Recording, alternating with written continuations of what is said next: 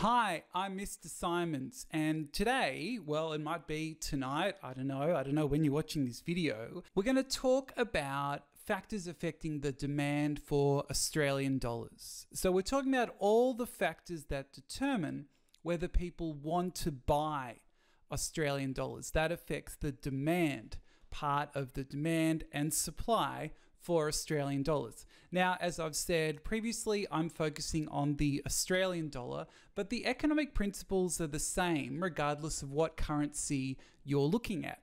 So you can just modify that for your economy that you're living in. But since I am based in Australia, I'm focusing on the Aussie dollar. All right, so let's get into it. Factors that affect the demand for the Australian dollar.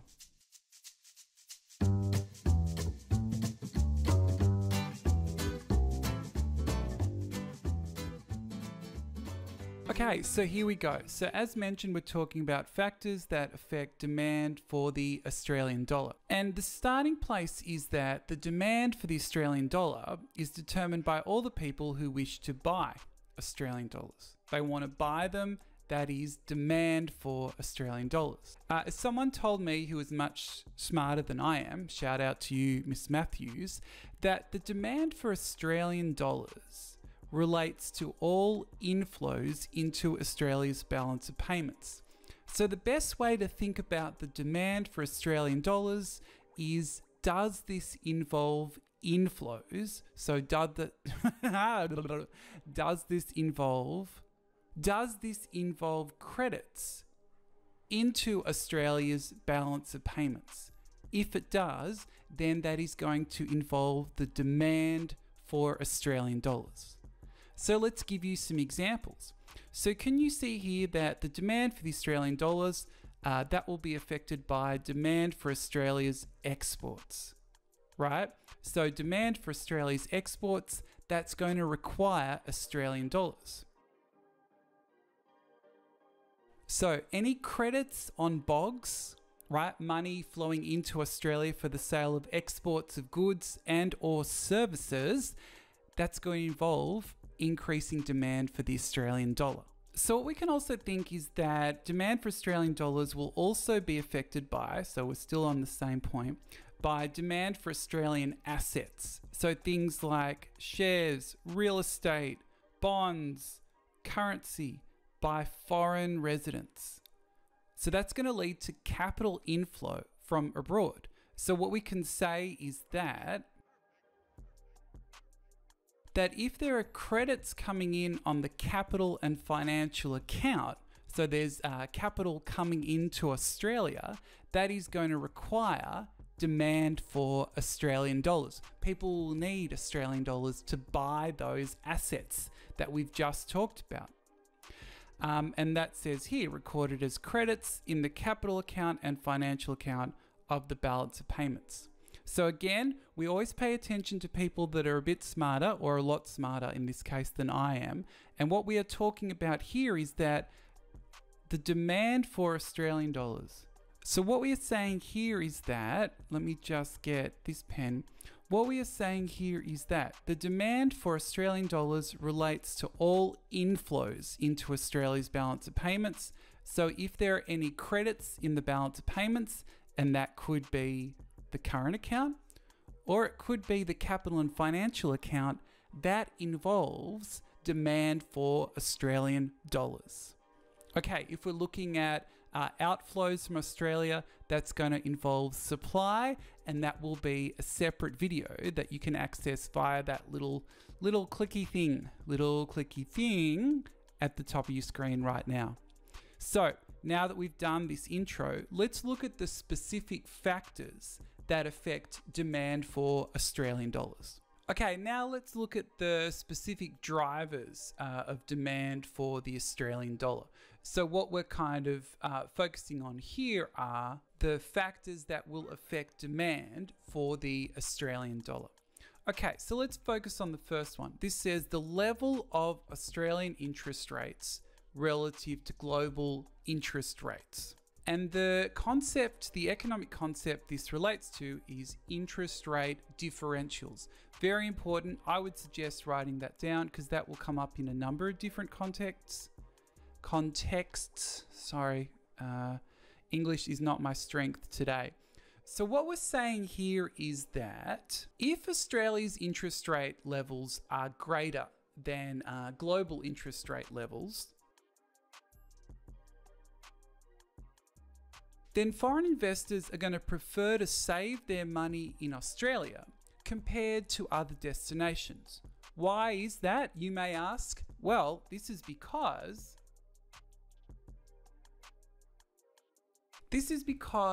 savers will receive higher returns in the form of interest payments in Australia. Why is that? Well, because interest rates in Australia are higher. So if this is the situation, we're going to see this. What we're going to see is that there will be an increased demand for Aussie dollars because foreign savers will take those Aussie dollars, deposit them in Australian banks, and make a higher rate of return. So if we see Australia's interest rate levels being greater than global interest rate levels, that will increase demand for Australian dollars because that will be capital coming into Australia. When I talk here about credit, capital and financial account, that is because of that money for saving. That inflow of funds will be a credit on the capital and financial account, and we know that that credit relates to an inflow, relates to increased demand for the Aussie dollar. Okay, let's move on. It's related, different but similar. Essentially what we're saying here is that we're talking about Australia's investment opportunities. Sorry, I really should have been clear about that before I started talking about this. Basically what we're saying is that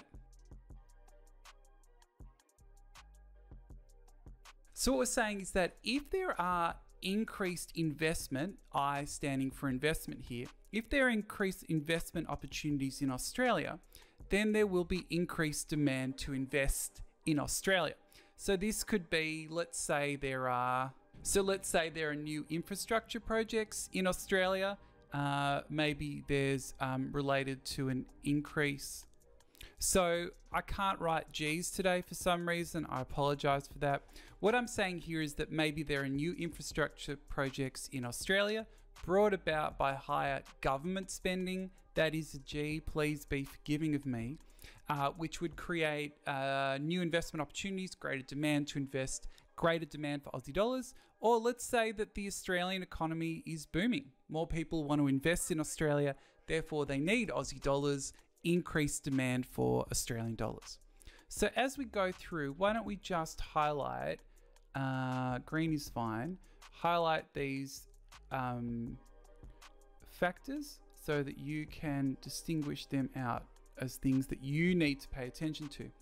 Now the next factor that affects demand for Australian dollars are the actions of speculators or expectations of a currency appreciation.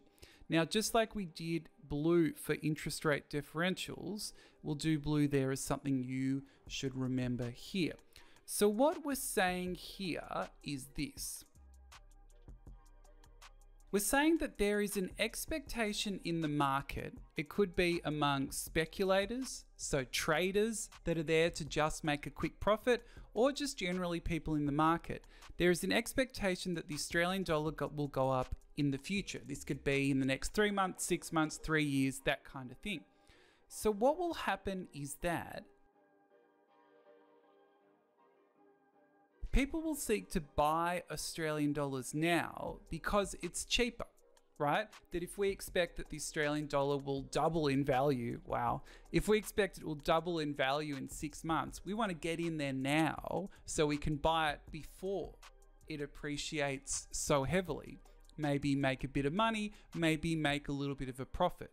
So what's happening though is that if we buy the currency now, what's going to happen is that we will actually increase its value anyway.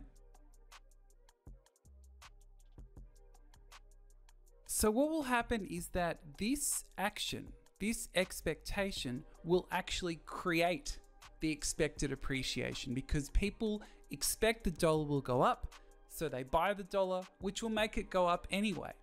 And that's why I've put here this self-fulfilling prophecy. A self-fulfilling prophecy is essentially that you believe something will happen, so you act in a way that actually makes it come true. So the steps in this self-fulfilling prophecy, which you might want to write down: number 1, people expect the Australian dollar will go up. Number 2, people buy the Australian dollar now. 3, that expected appreciation happens anyway. So either way, all of this process involves that increased demand for Australian dollars, which we will see in step number 2. Okay, so our final factor that will affect the demand for Australian dollars involves the demand for Australia's exports. So the first part of this discussion, which we'll kind of look at, is this idea that to buy Australian exports, people need Australian dollars, right? If I am selling exports, if I'm selling goods from Australia, Australian dollars are really useful to me because most of my business in Australia occurs in that currency. So to buy Australian exports, people need Australian dollars. Then quite simply, so if there is then increased demand for Australia's exports, there will be increased demand for the Australian dollar, right? That's just going to happen because Australian exporters would like to be paid in Australian dollars, their local currency. Now, the final point here, which is related, is this idea that this is linked to global growth conditions. And this is this point here. So Australia's exports are used to fuel global growth. And what I mean by that is that Australia's commodity exports are used to build things, to create things as raw materials for other products when the world economy is growing strongly. So if global growth is increasing and therefore people need more of Australia's commodities to support this growth, well then that's going to be increased demand for Australian exports and increased demand for the Australian dollar.